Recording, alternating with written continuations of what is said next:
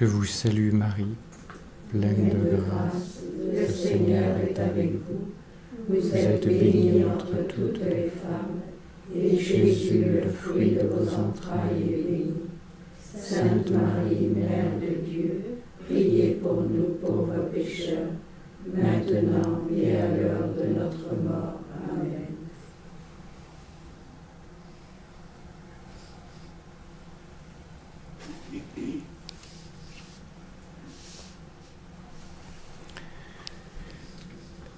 La petite voix. De quoi s'agit-il lorsqu'on parle de la petite voix? À la fois la définir et écarter ce qui en est un plagiat, une imitation, une caricature.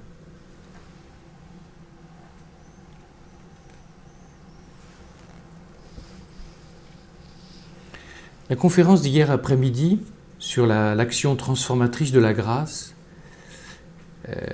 peut provoquer un double émerveillement. Tout d'abord, l'émerveillement devant ce Dieu qui est vraiment vivant, agissant. Ce n'est pas un ectoplasme froid, perdu dans ses nuages. C'est un volcan d'amour.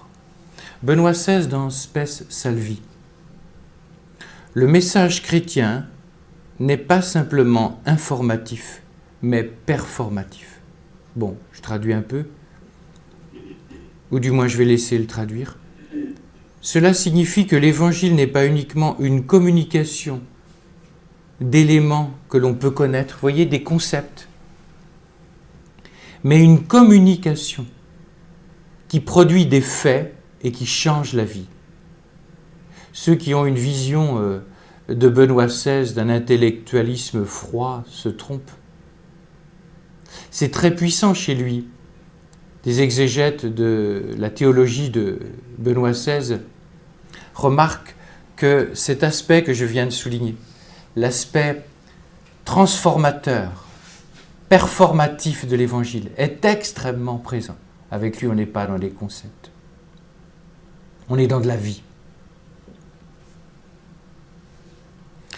La deuxième chose, le deuxième émerveillement, si le pouvoir transformateur de la grâce divine est en soi bouleversant, notre émerveillement est encore plus redouble, disons, quand on le voit à l'œuvre dans une nature aussi pauvre, démunie que celle de Léonie, complexe. Cette incarnation de la grâce dans la vie de notre visitandine lui a permis de réaliser un grand écart d'où elle est partie et où elle est parvenue. Léonie, quel est le secret de cette transformation dite intime, divine, de cette refonte? Eh bien, elle nous dit certainement, entrez dans la petite voie, vous verrez, c'est tout simple. Léonie est touchée en plein cœur et par l'enseignement de saint François de Sales, qui, attention, prépare la petite voie. La présentation de Thérèse de Lisieux comme si elle avait inventé quelque chose de radicalement nouveau qui n'existait pas avant elle est une escroquerie. Pour finir de travailler là, sur François de Sales, la petite voix est présente chez François de Sales d'une manière mais éclatante, mes sœurs. Elle est présente dans l'Évangile. Thérèse est mon idéal, dit-elle. Mais, voyez, chez Léonie, si j'ai du temps, je terminerai par ça, il y a vraiment deux sources de la petite voix chez Léonie. Oui, Thérèse, d'accord. Mais n'oubliez pas le trésor de l'enseignement salésien, le pur amour, l'indifférence, ce qu'il appelle avec le langage du siècle l'abandonnement. Vous n'aimez pas ce mot-là? Au lieu d'abandon, abandonnement. Alors je vous propose, on va essayer de regarder de plus près la petite voix, on va essayer de la définir. On va tout d'abord déblayer le terrain, si vous le voulez.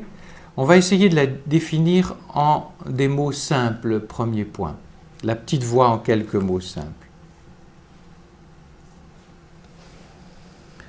Le chemin d'abandon salésien, évangélique, thérésien, repose sur un paradoxe entre un faire et un laisser-faire. J'ai pas dit laisser aller, hein. Entre un faire et un laisser-faire.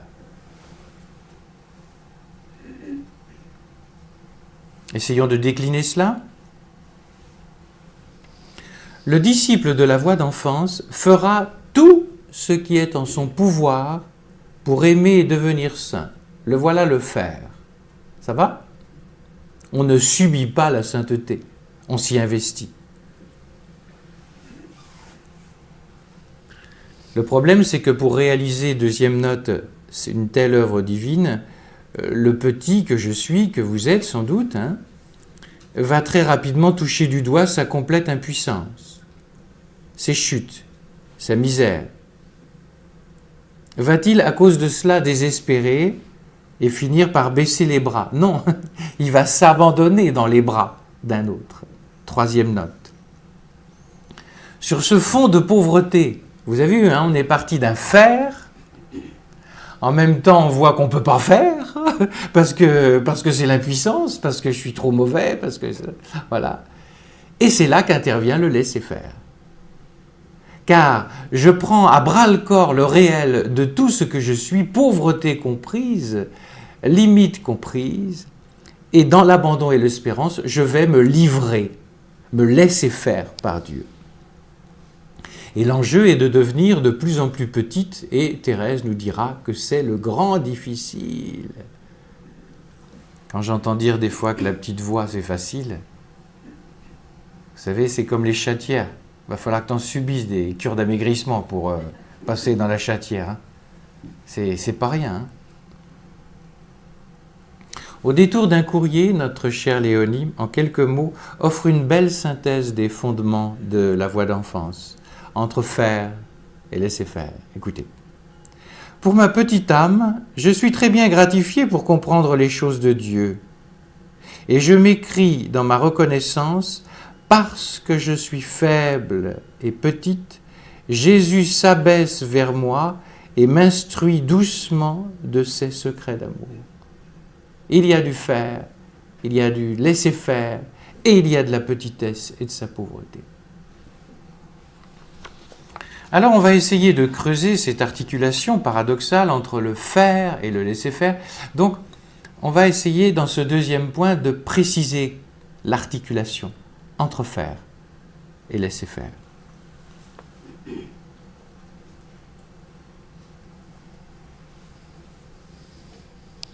On a toujours tendance dans la vie spirituelle à sélectionner et à opposer, par exemple. Les saints n'arrêtent pas de dire qu'ils vivent la croix et la joie. Et nous, spontanément, nous disons, mais enfin mon père, quand il y a de la croix, il n'y a pas de joie. Et quand il y a joie, il n'y a pas de croix. 2 pour le prix d'un, c'est mieux que chez Carrefour. Regardez, un Dieu homme, enfin, Dieu est tellement grand. Non, c'est un Dieu homme. Vous avez lu les bouquins du Père Découvement sur les paradoxes. Il doit ça au Père de Lubac. Et c'est pareil pour le faire et le laisser faire. On se dit, mais enfin, s'il y a du faire, il n'y a pas de laisser faire.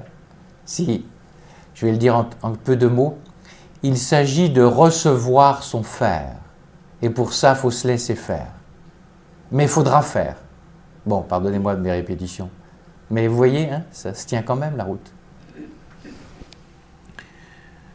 À chaque époque, mes sœurs, l'histoire est tentée de privilégier, vous voyez toujours cette histoire, comme on dit, de balancier, hein, entre faire et laisser faire. Comme on a de la peine à marier les deux, alors c'est comme, vous savez, dans les couples, hein, il y en a un qui tire sur les draps et l'autre qui s'enrhume. Donc on a des fois tendance à tirer sur un des draps, on va tirer sur le faire, puis une autre époque va tirer sur le laisser faire. Ce que je vais dire est sans doute caricatural. Mais vous voyez bien, les anciennes générations avaient une vive conscience de faire des sacrifices.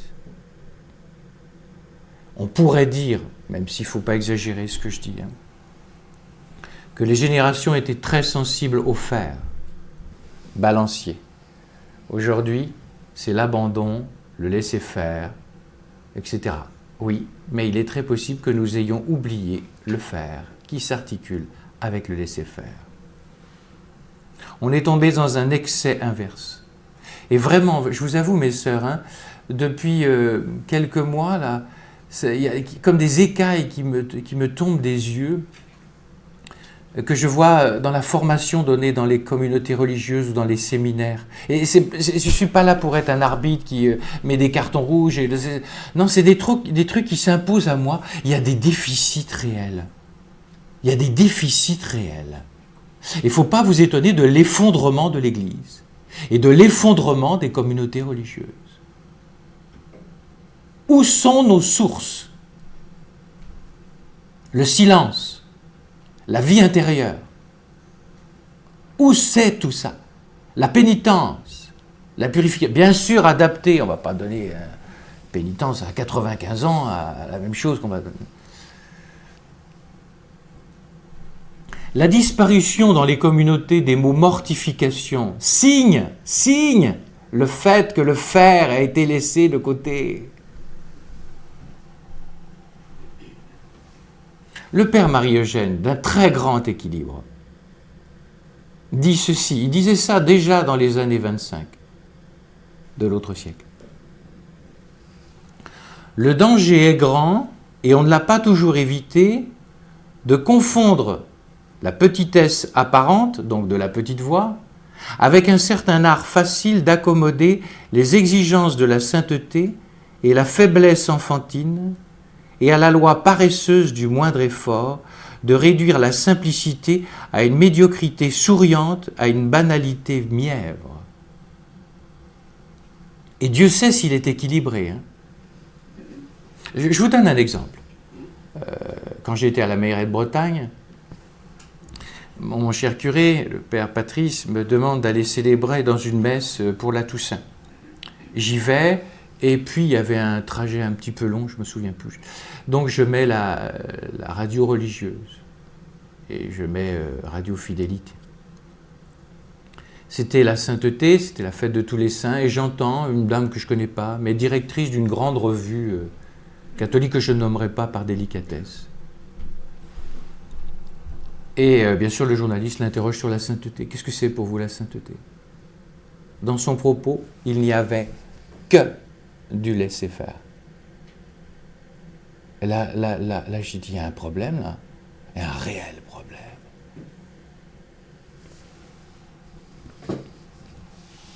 En gros, c'est l'accueil de la grâce. C'est d'accord. Mais je vous signale que pour être saint, ça s'appelle héroïcité des vertus. Il y a aussi le faire. Et si vous êtes choqué par le propos, c'est qu'il y a un déséquilibre dans votre âme. Mais le bon Dieu n'est pas avare pour assouplir les choses et les montrer. Hein, je vous le dis, hein, on va y venir. Chez Léonie, c'est totale pauvreté, accueil de la grâce, mais une détermination dans le faire, alors qu'elle fait que des sauts de puce. Mais c'est pas grave, il faut les faire. Dieu qui t'a créé sans toi ne te sauvera pas sans toi. Signé qui? Bon sang. C'est votre maître. Qu'avez-vous fait de votre maître? Car s'il y a bien, si un théologien, un équilibre extraordinaire dans la grâce, le grand lutteur contre le pélagianisme, mais tout de même articulation entre la grâce et le faire. Léonie a parfaitement assimilé ce point particulier de la petite voix. Oui à l'abandon, mais jamais sans l'exercice de la bonne volonté qui, pour reprendre des mots de Thérèse, sans cesse cherche à lever son petit pied dans l'ordre de la vertu, même si c'est pour retomber ensuite. Écoutez-la, elle écrit à Pauline, sa maman. Je veux imiter Jésus enfant, me modeler sur lui, le regarder sans cesse dans sa sainte enfance, donner à toutes mes actions le double cachet de l'amour et de l'humilité, me voilà donc en plein dans ma petite voie, et le petit que je suis ne cessera pas de lever son pied. Faire. Et bien sûr, elle l'a mis entre guillemets, parce qu'elle a emprunté ça à Thérèse. Vous vous rappelez la parabole du petit enfant qui veut monter l'escalier et qui lève son petit pied et qui se replante sans cesse, et au bout d'un moment, papa qui est au palier descend parce qu'il craque devant le petit, qui essaye de lever son petit pied, voit le manège et puis il le prend sous les bras. Et c'est quoi? C'est la doctrine de l'ascenseur. Il faudra se laisser faire. Et vous inquiétez pas mes sœurs, quel que soit votre poids, c'est pas un problème pour le bon Dieu, je vous le dis. Les bras du Seigneur sont très forts, l'ascenseur marche pour tout le monde. Me voilà donc en plein dans ma petite voie, le petit ne cessera pas de lever son petit pied. Tu me comprends, cela suffit. Je te dirai que ma spiritualité, regardez, la progression, la progressivité chez Léonie, ma spiritualité se simplifie toujours plus. Je veux faire plaisir au bon Dieu, faire. C'est là mon unique désir. Et elle a parlé de petite enfance, donc laissez faire. Alors avançons, on avance par paliers, mes sœurs. Le troisième point, ce n'est pas simplement un faire et un laisser-faire qui seraient comme ça disposés de manière indifférenciée. C'est comme un écrin pour les alliances, vous savez, le mariage. Qu'est-ce qui est dans l'écrin? Le faire. C'est le laisser-faire qui est premier, mais le faire est enchâssé dans le laisser-faire. Alors on va voir ce troisième point, c'est un faire qui se laisse faire.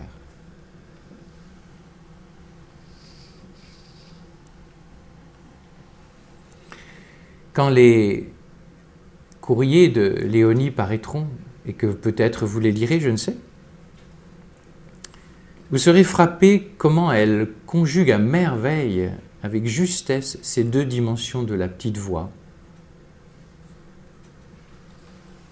du faire et du laisser faire. D'une main, elle n'hésite pas à parler d'abandon. Je la cite. « Jésus connaît mon désir intense, cela suffit, et puis je crains de lui faire de la peine en sortant de ma petite voie d'abandon. » D'une main, le laisser faire, et de l'autre main, les petits sacrifices. N'ayez pas peur de ce mot. Je vous signale que c'est encore votre maître qui en a fait l'exégèse la plus puissante. Saint Augustin, sacrum facere. Sacrifice vient du latin, sacrum facere, qui veut dire faire sacré. Donc la vision rabougrie du genre ah oui, il faut que ça fasse mal, il faut que ça saigne, il faut que ça fasse souffrir, il faut que ça fasse pleurer. C'est extrêmement puissant le sacrifice. C'est-à-dire sacrum facere, quand tu fais un acte d'amour, tu bascules dans le monde de Dieu. Ça te fait sacré. Je vous en prie, mes sœurs, réintégrez ce mot qui est profondément biblique dans votre existence, dans votre langage. N'en ayez plus peur, n'en ayez plus honte. Alors, petit sacrifice constitutif de la voix d'enfance, mes sœurs. Elle dit, « J'entends ma Thérèse me dire, ma petite voix est sûre, je ne me suis pas trompée en la suivant. Mes peines, mon bonheur, mes petits sacrifices. Voilà mes fleurs. C'est ainsi que je me suis sanctifiée. Fais comme moi, je t'aiderai à devenir sainte aussi. Et si tu es fidèle, bientôt je viendrai te chercher, car en peu de temps tu peux réparer ta vie d'infidélité. J'entre résolument dans ta voie, ô ma sainte chérie. » Je résume donc. Non seulement le faire et le laisser faire sont les deux temps, les deux poumons avec lesquels on va respirer la vie spirituelle. Mais le faire n'est pas premier. C'est le laisser faire qui est premier. Et voilà pourquoi je vous disais qu'il s'agit d'apprendre à recevoir son faire. Pourquoi ? Pourquoi le laisser faire est-il premier ? Mais parce que la grâce sera toujours première. Tout est grâce. Rappelez-vous la première de Saint Jean. Ce n'est pas vous qui m'avez aimé, c'est moi qui vous ai aimé. Et ce qui est très beau, c'est la parole qui suit. « Puisque vous êtes ainsi aimés, aimez-vous les uns les autres. » Autrement dit, nous sommes d'abord aimés par le Seigneur Jésus. Il s'agit de se laisser aimer. Et comme on est aimé tendrement, infiniment, on va, recevant cet amour venant de Dieu, on va à notre tour essayer d'aimer. Le faire doit être enchâssé dans le laisser-faire. Mes sœurs, je vous invite à relire, pour moi le document le plus beau de Jean-Paul II, c'est sa lettre pour le 3e millénaire, avec les 7 priorités pastorales. Et il dit, dans ces 7 priorités, il y a le rappel du primat de la grâce. Et il a une petite note entre les lignes qui est très intéressante, il dit, parce qu'il n'est pas fou, il voit la fatigue actuellement des prêtres, la fatigue des religieuses, qui n'est pas liée au travail, qui est liée à une chape, qui est liée, comme dit Benoît XVI, à une fatigue du croire. Le credo est devenu un fardeau pour beaucoup de catholiques. Il faut balancer tout un tas de choses. Mais surtout, plus profondément, Jean-Paul II dit à un moment, si nous fatiguons beaucoup dans notre vie chrétienne, c'est parce que le seul carburant qui nous il dit ça avec d'autres mots, qui nous régénère, c'est la grâce. Quand un apôtre ou une religieuse malade, fatiguée, travaille à partir de la grâce, elle ressentira une légèreté qui vient du plus profond d'elle-même. Mes sœurs, dans vos réunions, s'il y a de la fatigue et de la pesanteur, c'est parce que nous regardons trop les choses au niveau humain. Que va devenir notre communauté vieillissante? Je ne suis pas fou. C'est normal que ça vous habite. Mais si vous êtes peiné par cela, c'est parce que vous ne vivez pas assez en Dieu. Vous ne voyez pas les choses comme Dieu les voit. C'est Dieu le maître de votre communauté. Là encore, un autre trait de la crise de l'Église aujourd'hui. Nous avons transformé l'Église en une petite entreprise. Et nos communautés religieuses, on se dit, attends, mais qu'est-ce qu'elles ont nos petites entreprises? Il n'y a pas beaucoup de monde, ça se vend pas trop le produit. Mais parce qu'on a une logique d'entreprise. Et si nous continuons avec cette logique d'entreprise, nous fermerons nos communautés. Parce que c'est impliqué dans la réaction profonde.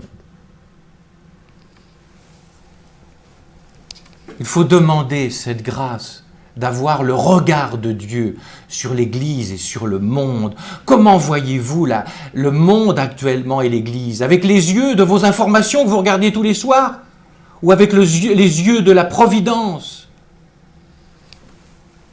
Je vous dis ça parce qu'il y avait des couples, quand l'abbé Pierre vivait, il y avait des jeunes couples, il y avait dû avoir une réunion. Et il disait, mon père, comment faire pour ne pas perdre l'espérance, tout ça, quand on voit ce qui se passe? S'il venait aujourd'hui, qu'est-ce qu'il dirait, les pauvres couples? Et l'abbé Pierre a dit, regardez moins la télévision et regardez plus le tabernacle.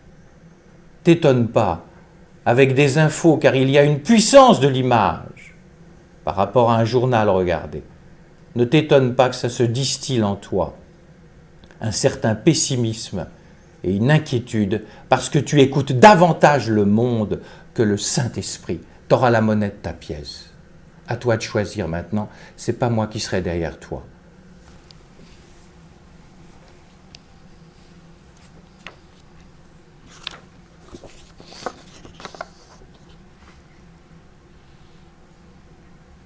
Je vous dis ça parce que c'est un évêque belge qui a dit ça. Un cardinal, il est mort. Il est possible que nous ayons transformé l'Église en notre petite entreprise. Mes sœurs, le présent de votre communauté, l'avenir de votre communauté n'est pas dans vos mains. Il est dans les mains de Dieu. Vivez-vous au niveau des mains de Dieu ou de vos mains? Quels sont vos yeux? Encore Saint Augustin. Ayez des yeux chrétiens. Mais qu'est-ce que ça veut dire? Sinon avoir demandé à Dieu qui greffe en nous ses propres yeux. Car à la Passion, mes amis, seule la Vierge voyait que son Fils élevé sur la croix, pendu, saigné comme un lapin, elle voyait déjà la résurrection. Voyez-vous déjà la résurrection dans cette crucifixion de l'Église et du monde. Vous verrez, c'est la signature de l'expérience de Dieu, de l'Esprit en Marie. Elle donne de voir très clair ce qui vient et ce qui est déjà là. Et la deuxième signature qui va avec, c'est qu'on n'est pas effrayé. Parce que le monde est dans les mains de Dieu et votre communauté aussi.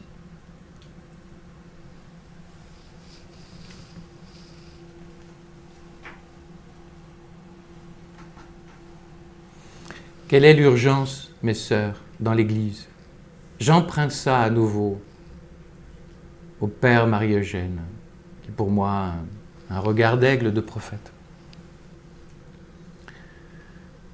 Il faut réintroduire la passivité dans l'ordre de la vie spirituelle. Avez-vous remarqué les mouvements catholiques? Vous n'en avez aucun qui s'appelle passion catholique. Tout le monde s'appelle action catholique. Il faut toujours agir, agir, agir. Le problème, c'est que le premier acteur, c'est Dieu.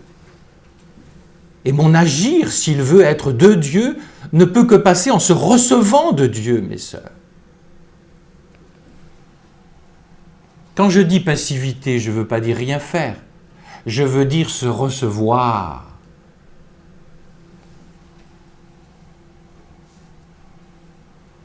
Vraiment, je vous assure, mes sœurs, quand je vois mon histoire de mon sacerdoce, quand je vois cette conversion vécue 15 ans après avoir été ordonné, mais c'est cela. Et je vous le dis, j'ai jamais tant travaillé de ma vie, mais je me suis jamais tant amusé. L'Esprit Saint, il rend la vie comme un jeu, mes sœurs. Mais parce que tu arrêtes de tout prendre dans ta main comme si tu étais responsable de sauver l'Église, de sauver le monde, de te sauver toi. Tu te reçois.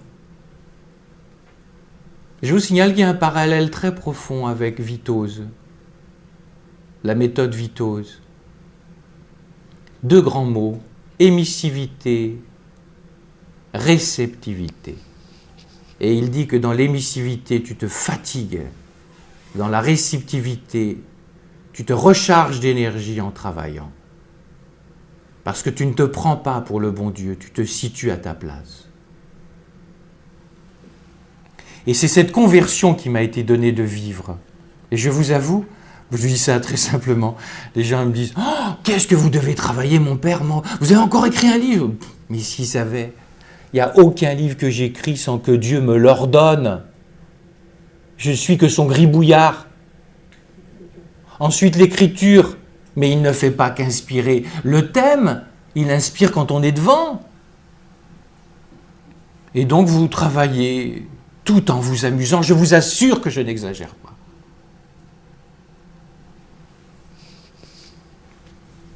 Mais il faut vivre une petite conversion pour cela. Quand je dis petite, c'est pour ne pas faire peur. C'est une grosse conversion parce qu'elle est dans les profondeurs. Mais je vous dis, elle est petite parce qu'elle est extrêmement simple. Le nombre de personnes que je vois, religieuses, consacrées, laïques, qui basculent dans cette expérience, disent « C'était donc si simple que ça. Comment ai-je pu vivre en marchant sur la tête toute la première partie de ma vie ?»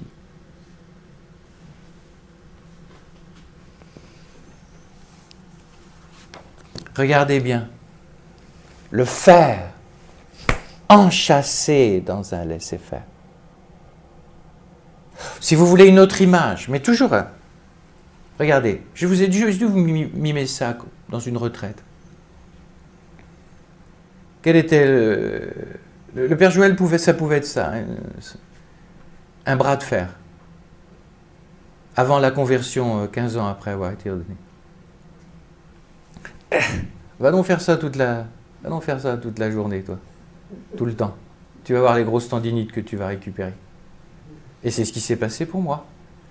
Et au bout d'un moment, c'était tellement puissant, tellement épuisant. Ah! Alors je mime, hein, et j'ai entendu Parce que j'ai rien entendu, mais enfin, on entend quand même. Enfin. Mais enfin quoi, Jésus? Enfin, tu as la main ouverte. Et je vais pouvoir mettre ma grâce. Tu te rappelles le psaume? Ouvre ta bouche, moi je l'emplirai. Le problème, c'est que c'est toi, tu veux te nourrir toi-même. Seul Dieu donne Dieu. Alors Jésus m'a fait comprendre. Joël, reprends ton bras de fer. Alors tu m'as dit d'arrêter. Reprends ton bras de fer. Simplement, tu le menais sans moi qui est vainqueur du monde et qui est source de ta grâce dans les riens du quotidien. Quand tu dois préparer une homélie, quand tu dois rencontrer quelqu'un, quand tu ne sais pas t'y prendre, tout ça. Tu comptais trop sur tes forces, pas assez sur ma force. Reprends parce que je veux que tu travailles, il faut que tu fasses. Tu reprends le bras de fer, mais en sachant que c'est moi qui vais gagner ton bras de fer. En s'appuyant sur ma grâce.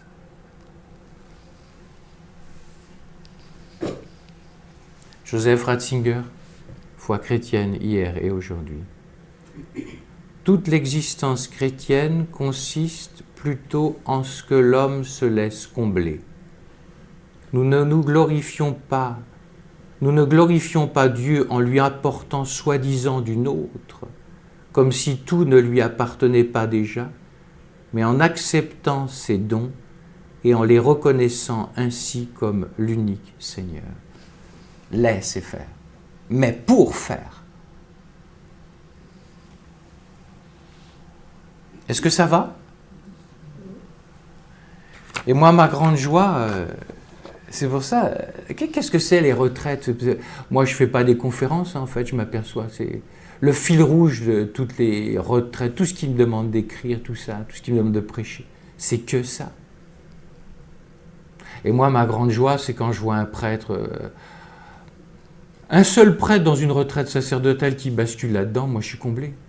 Parce que comme un prêtre, c'est un démultiplicateur. Moi, une seule religieuse dans une communauté qui bascule là-dedans, mais moi, je suis comblé. Bon, en même temps, j'en désire plus. C'est pas mon désir d'en désirer plus. C'est le désir de Dieu. Il veut vous prendre toutes, mes sœurs. Vous m'entendez? Toutes. Il n'y a pas les derniers de peloton, là, tu sais, hein? La lanterne rouge, il veut tout choper chez vous. Même celles qui se considèrent comme des lanternes rouges. Tu vas le gagner le Tour de France, t'inquiète pas. C'est lui qui appuiera sur la pédale. T'auras juste à rester sur la selle. Avançons, 4e note. L'enfance spirituelle n'est pas de l'infantilisme.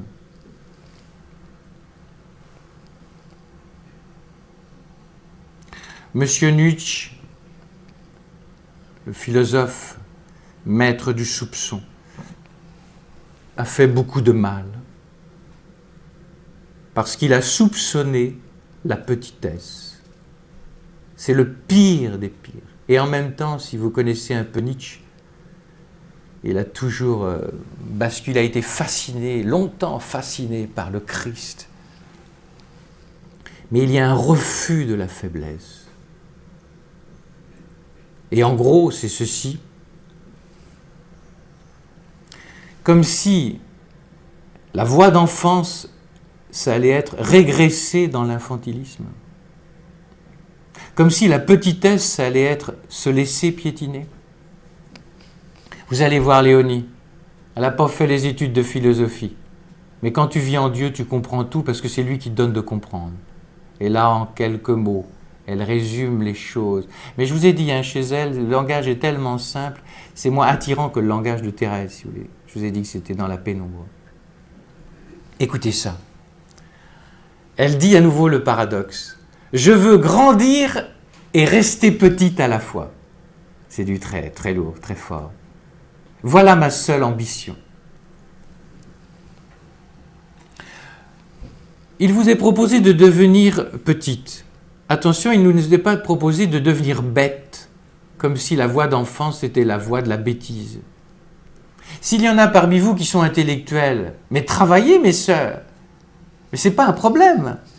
Le problème, c'est que plus on a de richesses, et parfois même les richesses intellectuelles vont faire que justement, on va s'appuyer là-dessus et on va oublier de rester petit. Pour prêcher un peu partout et même à des congrégations dites intellectuelles, il n'y a pas besoin d'allonger les gens sur un divan pour les scalper. Hein. Vous sentez assez rapidement si un type il est resté dans la petitesse ou s'il est dans l'intellectualisme. Vous savez, et vous n'avez pas besoin de lui poser des questions, vous sentez ça, ça fait pitié, vous savez. Ça fait pitié. Parce que c'est difficile chez ces gens-là de rentrer pour Dieu. Ils sont pleins. Ils ne sont pas forcément orgueilleux, hein. Ils ne s'étalent pas, mais c'est plein. Comme disait Gabin dans une Jean Gabin, « Je sais ».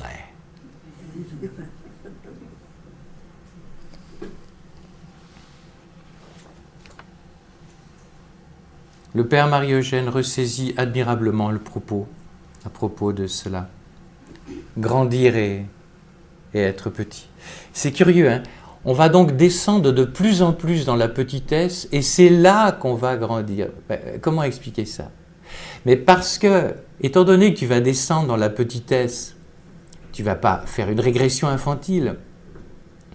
Et automatiquement, quand on descend dans la petitesse, on donne davantage de place à Dieu. Or, lui, il est le Tout-Puissant.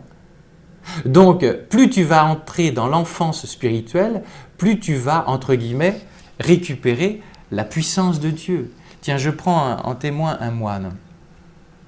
Un petit moine dans une communauté, vous ne pouvez pas savoir où c'est, était un petit peu regardé comme le petit canard boiteux, quoi. C'est vrai, il était limité. Limité psychiquement, limité... Et puis il a fait cette expérience-là. Et je lui ai dit, mon cher frère, vous allez voir, je ne vous en donne pas plusieurs mois, dans votre communauté, vous allez acquérir une autorité. Mais qu'est-ce que vous voulez dire, mon père? Vivez, vivez. Quelque temps après, il vient de me voir, il me dit, c'est complètement fou, mon père. Moi, j'étais toujours un peu la risée. L'autre jour, il y a un frère qui est venu me demander un conseil pour la première fois. Voilà, mon frère. Le père Marie-Eugène. Le symbole du petit enfant ne veut pas dire que l'âme est anéantie. Au contraire, elle est grandie. Et ce petit enfant est un géant, vous entendez? Un géant, dit le père Marie-Eugène. Même sur le plan humain, les saints sont les plus beaux types de l'humanité. Attention, l'entrée dans la petitesse qui permet à la toute-puissance de Dieu de nous prendre, attention, ça ne touche pas que l'âme, ça va toucher aussi l'humain, même les capacités humaines. Vous aurez, si vous avez un poste, même très terre-à-terre de gribouillard ou je ne sais pas quoi, quand vous allez travailler en Dieu, même au niveau très humain, il va vous donner des inspirations ou même de travailler plus rapidement, d'être plus perfectionné. Et si vous voulez, les gens ont tellement une vision de Dieu qui s'occupe que de l'âme. Mais non, il nous a créés tout entier, mes sœurs. Corps compris, doigt compris, intelligence compris.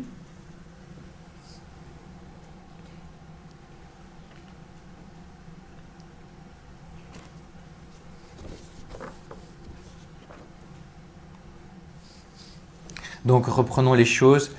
La petite voix n'est pas une régression humaine, c'est au contraire une descente dans le monde de Dieu, mais dans ce monde de Dieu, on ne peut descendre que allégé de toutes nos valises qu'on a accumulées, de toutes nos certitudes. Et ce qui fait qu'étant donné qu'il y a plus de place chez moi, parce que je suis plus vide de moi-même, Dieu prend plus de place. Et donc le petit est plus grand, il est même géant, il est plus puissant. Moi, je ne comprends pas ce qui m'arrive. Écrire des livres est impensable. Prêcher des retraites était impensable. Aller à l'étranger, n'en parlons pas. Mais attention, hein, le problème c'est qu'il faut se laisser dépayser. Parce que je ne vous dis pas la première fois où il a fallu écrire un livre avec ce que je me considérais comme incapable. Et à un moment, il faut obéir. Hein. C'est après que tu vois le fruit. Mais il faut obéir. Et ce que je dis là sur un fait un peu plus, comment dire, important, un peu pas banal, je veux dire pas banal, Jésus veut que la petite voix, elle s'inscrive dans le très banal. Vous allez rentrer chez vous, vous avez deux manières d'être supérieur. Vous avez deux manières de faire de la comptabilité. Vous avez deux manières de faire de la cuisine. Vous avez deux manières de vous occuper des malades que vous visitez. Vous y allez avec vos compétences humaines ou vous y allez en vous laissant charger, télécharger des capacités de Dieu.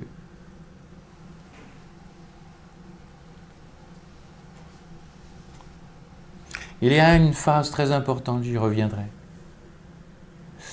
La phase la difficile du mouvement d'abandon, c'est l'acceptation de mon impuissance. L'autre jour, il y a une supérieure qui me téléphone. Elle a de la bouteille, hein, elle a de l'âge, et en plus, elle a des années comme supérieure. Pour la première fois de sa vie, vraiment, elle n'exagère pas. Elle dit, j'ai dû faire face à une impuissance avec une sœur, je ne savais pas comment du tout la prendre. Et avant, elle se raidissait sur ses capacités. Et puis là, elle a dit, Jésus, j'y arrive pas du tout. Elle s'est laissée remplir. Elle a été surprise, et d'elle-même, et de la sœur. Je vous signale que c'était la manière dont faisait Thérèse de Lisieux quand elle était aide-maîtresse des novices. Elle consentait à son impuissance et elle disait, Jésus, remplissez mes mains et donnez votre nourriture pour mes petites sœurs. De moi-même, je suis incapable. Depuis que j'ai compris que j'étais incapable de faire cela et que je l'ai accepté, tout est devenu facile. Revisitez mes sœurs, parce que chacune a une responsabilité. Il n'y a pas besoin d'être supérieur pour ça. Vous avez chacun un petit truc. Quand ça bloque, quand vous n'y arrivez pas, quand vous vous inquiétez, c'est là que le bon Dieu vous attend. Mais souvent, on veut aller le trouver à une autre pièce. La principale porte d'entrée par laquelle Jésus va entrer pour vivre la petitesse, ça va être les situations où ça bloque, où tu te sens minable, où tu n'y arrives pas. Mais le deuxième mot, c'est consentement à mon impuissance et consentement à ce que la toute-puissance de Dieu se déploie en moi, par moi. Et vous allez acquérir, vous allez voir, vous le vivez déjà, vous ne m'avez pas attendu. Vous allez expérimenter une liberté que j'essayais de vous décrire, c'est-à-dire que la vie devient un jeu. Et c'est difficile d'expliquer au monde. Je me souviens de ce laïc qui était au chômage, une sorte de recommençant, vous savez, comme on l'envoie des fois dans les parcours alpha, tout ça. Et une situation financière et familiale difficile. Et je lui propose ça, puis j'ai dû lui dire à un moment, je ne me rappelle plus ce que je lui avais dit, je lui ai dit, vous allez voir, si vous le vivez vraiment, votre vie va vous paraître beaucoup plus simple. Parce qu'il me disait, oh, mon père, tout est compliqué chez moi. D'accord, j'entends. Est-ce que vous voulez essayer ça? Il revient quelques mois après, il était toujours payé au SMIC, la situation n'avait pas changé.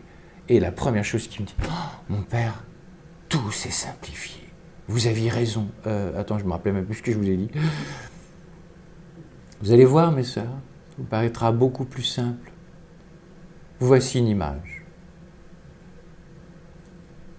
Le bon Dieu vous demande de construire une maison.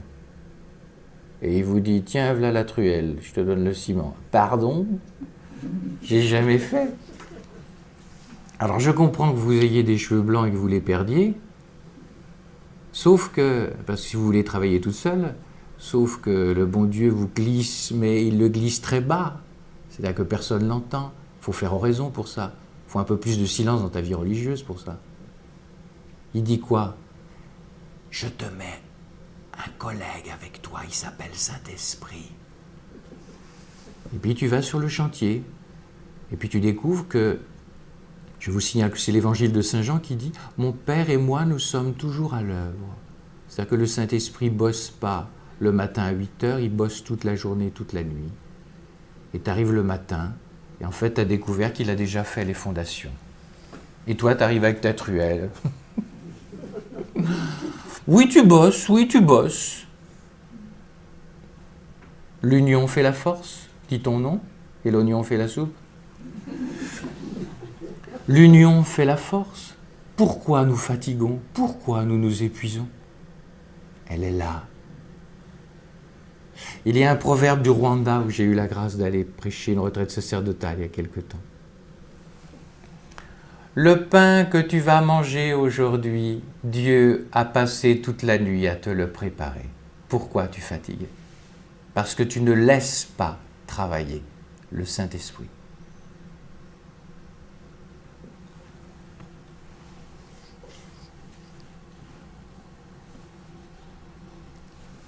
J'insiste, mes sœurs, aujourd'hui, parce qu'on a beau être en retraite, on n'est pas dans un nirvana, hein, aujourd'hui et au sortir de la retraite, notez bien ceci, je vais être particulièrement attentif à toutes les situations où je touche du doigt mon impuissance.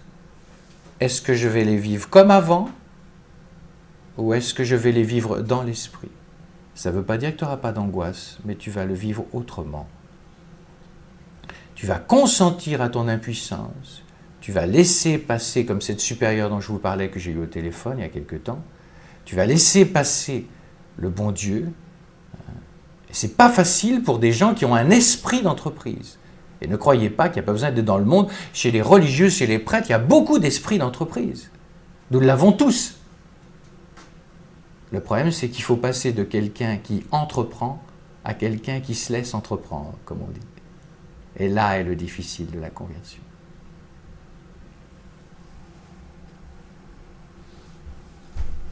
Avançons. 5e point. C'est une petite voie à vivre à travers les petits riens.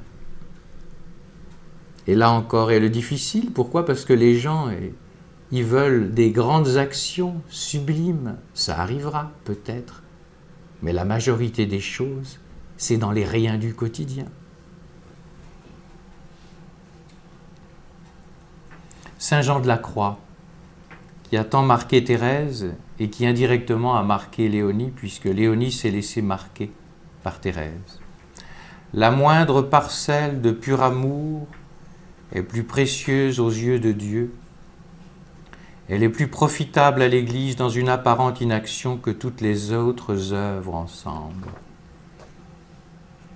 Une sœur parmi vous qui est pauvre, mais qui, maladroitement, mais tout de même, essaye de mettre de l'amour en lavant la place. Si elle vit ça, et que des toutes autres sœurs sont dans une mentalité d'entreprise, elle fait plus aux yeux de Dieu pour la communauté que toutes celles qui ont les grosses responsabilités, mais qui font ça comme on fait du vent.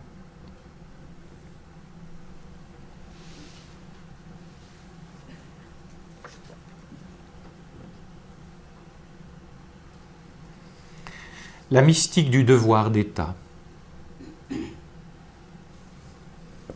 La petite voie, étant donné que c'est des petites choses, que c'est des petits riens, la petite voie, c'est dans l'ordinaire. Ça va être insérer, inscrire l'extraordinaire de Dieu dans l'ordinaire.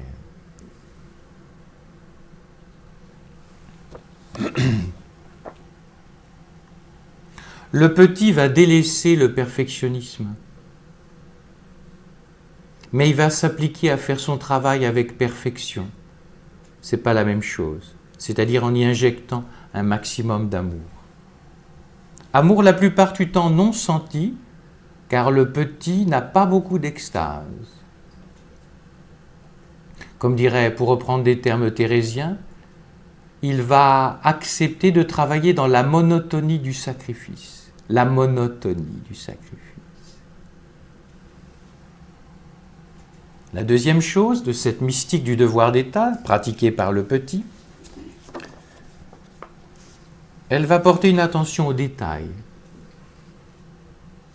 non pas pour les absolutiser,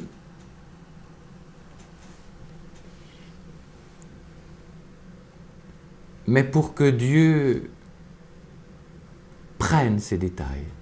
Car notre vie est faite de détails, mes sœurs. Père Marie-Eugène, évidemment, si on va vers le détail, c'est pour donner davantage. Mais il ne faut pas que ce détail diminue l'envergure de l'âme et la centre sur des petites choses. Il ne faut pas que la petite ascèse, le petit détail fasse oublier Dieu. C'est pour injecter Dieu dans les petites choses.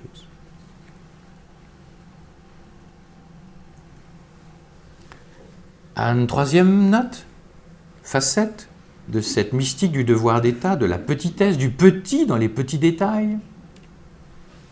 Le petit va soigner la pureté d'intention. C'est-à-dire qu'il ne se recherche pas lui-même. Et il ne cherche pas à capter. Et les autres, et Dieu. La pureté d'intention, par exemple, dans l'oraison, ça va être ce que j'ai essayé de vous décrire, de ne pas vouloir de consolation. Si elles viennent, il faut surtout les accepter et s'en réjouir. Ce serait faire de la peine à Jésus qui te les donne gratuitement.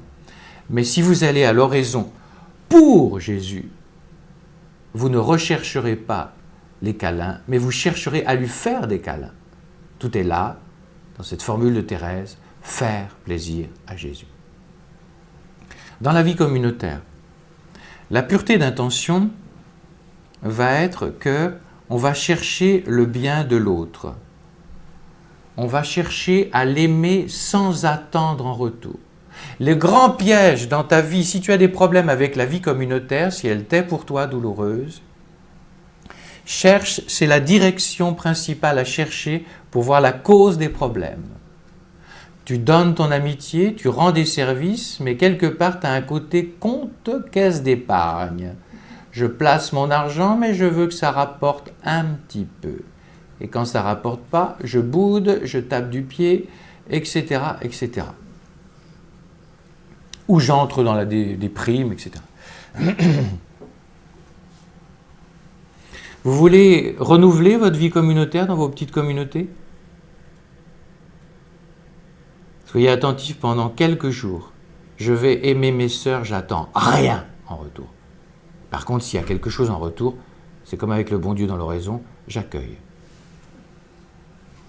Je ne vous en donne pas plusieurs mois pour que vous viviez le paradis sur la terre. Rappelez-vous ce que dit Jésus. Que ta main gauche ignore ce que donne ta main droite. Regardez comment nous sommes dans la vie communautaire. Tiens, un cadeau, ma petite sœur. Main gauche, je récupère quand ?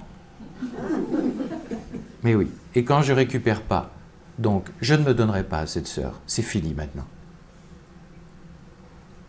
Ce qui rend extrêmement heureux, c'est d'aimer à perte. À perte. Parce que là, tu es libre. Tu aimes librement.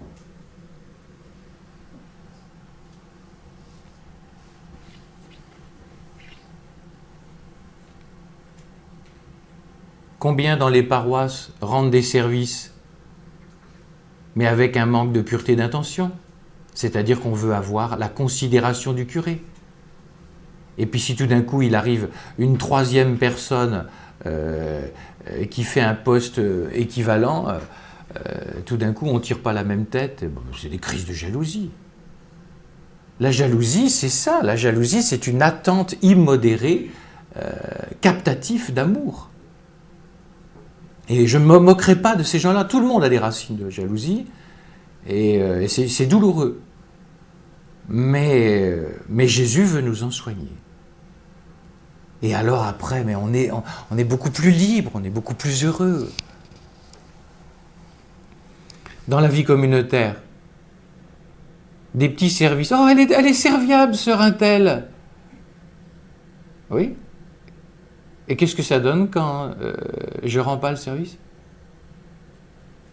On peut rendre des services, on peut faire des petits cadeaux et avoir plein de petites intentions. Pourquoi ? Pour capter.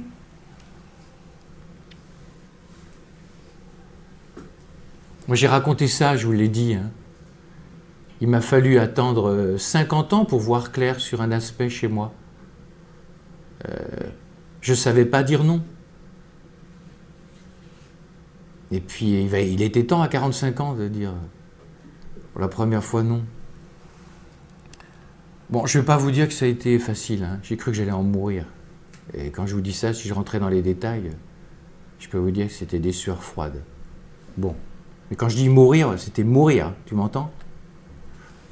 Donc s'il y en a qui souffrent, ça va. On peut se comprendre. Et quand j'ai posé l'acte, et l'acte qui me rendait impopulaire, et que j'ai duré sans acrimonie intérieure, c'est ça le truc, hein, attention. Hein. C'est pas dire non pour taper sur les gens, c'est dire non parce que c'est pas tenable. Bien. Et bien, quelques 6 mois après, Jésus m'a montré, je me croyais, je disais, ah Jésus, je te bénis, tu m'as donné un naturel attirant, j'aime bien les gens, tout ça, pauvre tarte que j'étais. Jésus m'a montré, non, t'aimes pas les gens, tu aimes être aimé. Et pour ça, tu aimes. Aimer gratuitement, ça suppose de grosses purifications. Et vous n'avez pas inventé un menu, c'est servi sur un plateau tous les jours. La vie communautaire est là pour ça. Repérez bien dès que ça bloque, dès que ton petit cœur y dit aïe. Oui, il y a objectivement quelqu'un qui a pu te faire objectivement du mal, qui n'a pas été gentil. Mais il peut y avoir aussi chez toi un grand besoin d'être purifié. Donc ne t'invente pas un menu. Si tu laisses faire Jésus, tu vas voir comment il arrange tout. Léonie, pour pouvoir faire plaisir à Jésus, que c'est doux, et cela en jetant des fleurs sous ses pas. Y a-t-il une manière plus aimable et plus gracieuse de pratiquer les 1000 vertus que le rencontre dans une seule journée, car la vie et une journée n'est qu'un tissu de sacrifice, au sens sacrum facere, avec la noblesse de cette vision. Je termine, car l'heure avance. Le petit va pratiquer l'ascèse de la joie. C'est-à-dire que le petit peut être fragile, il a des hauts et des bas, et il va travailler ce qui est une très grande vertu, surtout pour la vie communautaire, l'égalité d'humeur. Le fragile est souvent victime de ses impressions. Il cherchera donc à cultiver la joie gratuite qui équivaut chez lui au don de soi, l'ascèse du sourire, alors qu'intérieurement il est mal. Léonie menait ce combat très serré dans ce registre, parce que, vous devinez, chez Thérèse, c'était les montagnes russes. Le plus difficile pour moi, dit-elle, c'est l'égalité d'humeur. Que j'ai besoin de vos prières, mes sœurs, pour m'aider à triompher de mes impressions. Comme c'est tellement dit, très simplement, mais très vrai.